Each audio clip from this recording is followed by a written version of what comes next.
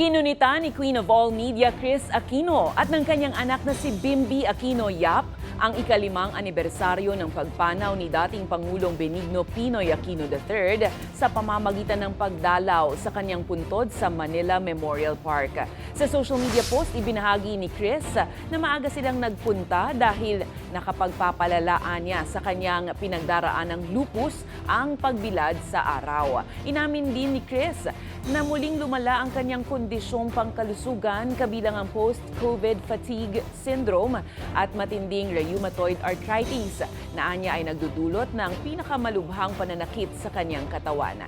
Sa kabila ng kalagayan, nagpasalamat si Chris sa mga nagpahayag ng suporta kay Bimby matapos ang pagiging guest host nito sa Eat Bulaga.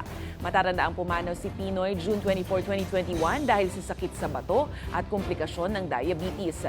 Kinikilala siya sa pagpapalakas ng ekonomiya ng bansa at kanyang kampanya laban sa korupsyon.